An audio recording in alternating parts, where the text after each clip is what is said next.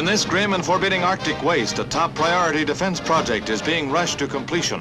Known as Operation Dew Line, due for distant early warning, it is the construction of a string of radar bases. Building in these frigid latitudes becomes a test of men and machines. Almost every type of terrain is encountered, from ice hundreds of feet thick to Arctic tundra. The thickness of the ice must be tested for landing strips, and radio towers must withstand howling Arctic gales.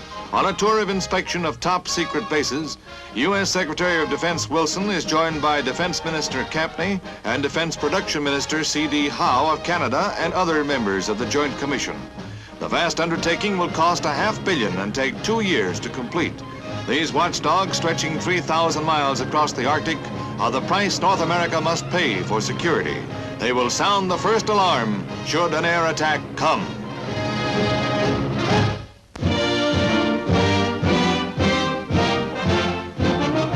First films of the Snark, intercontinental guided missile that already has been flown as far as 2,000 miles.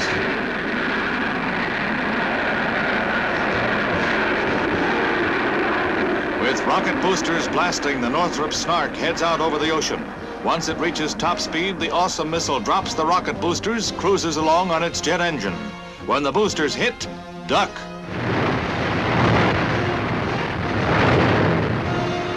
The pilotless missile uses an automatic airborne guidance system to find its destination, regardless of weather or time of day.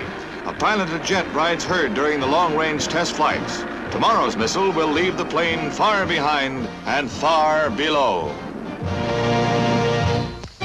President Eisenhower presents the Young American Medal to Patricia Ann Strickland of Atlanta, Georgia, for bravery in dragging her mother from the burning wreckage of the family's private plane when it crashed on landing.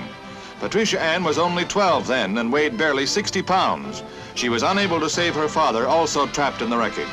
Nearly 2 years later, her exceptional courage earns national honors and high praise from the chief executive for a remarkable young girl. Jacob and Joanna Miller, 95 and 97 years young. Today they celebrate an event that comes to few people, their diamond wedding anniversary. They repeat their wedding vows once again in the presence of their fellow lodge members gathered for the anniversary celebration. Even as they near the century mark, Mr. and Mrs. Miller retain their zest for living and the party in their honor.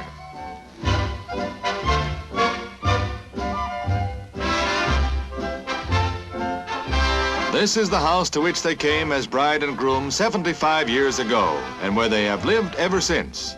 Here they still lead active lives, with their marriage certificate occupying a place of honor in their home. The automotive industry takes another giant step forward as it unveils an experimental gas turbine test car. The problem of heat in the turbo has been finally solved in this compact motor, which has a fifth as many moving parts and weighs 200 pounds less than the conventional engine of similar horsepower. Here is a graphic demonstration of the low exhaust heat.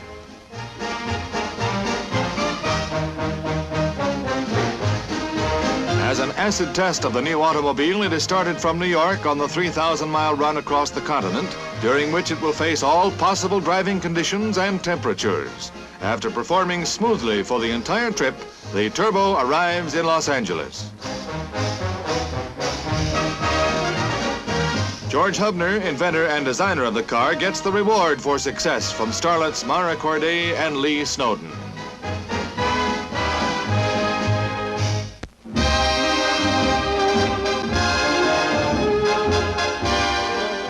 It's a very swanky crowd that gathers at the St. Vincent Casino for a very swanky showing of summer fashions, latest offerings of Italian stylists.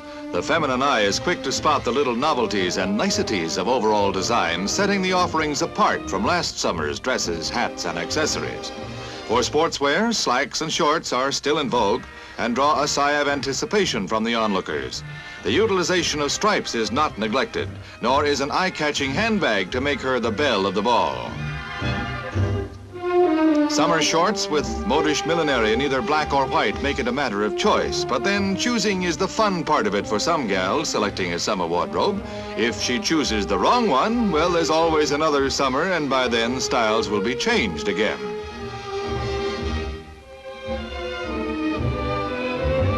the detachable or convertible sports dress finds new favor and new fans.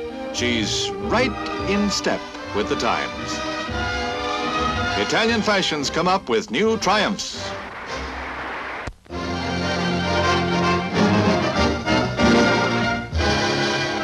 Ken Venturi, the amateur, tees off at Augusta, 4 strokes up on his nearest rival, Kerry Middlecoff, defending champ in the Masters tournament. No amateur has ever won. 8 strokes behind Venturi going into the final round is Jack Burke Jr., personable veteran of the pro circuit. The gallery is rooting for the young San Francisco amateur, but gives the defending champ a hand when Kerry sinks one. But the big story is Venturi's collapse and Burke's rally, climaxed by this terrific shot out of the trap on the final hole. A little English puts him only 4 feet from the cup. Ken Venturi captured the hearts of all who followed his fortunes, but Jack Burke Jr. holds out 1 stroke up to win the title and $6,000. Partner Mike Suchak is first to hail the new master of the Masters. He wears the green coat of victory as Bobby Jones offers congratulations. A pro is still champ.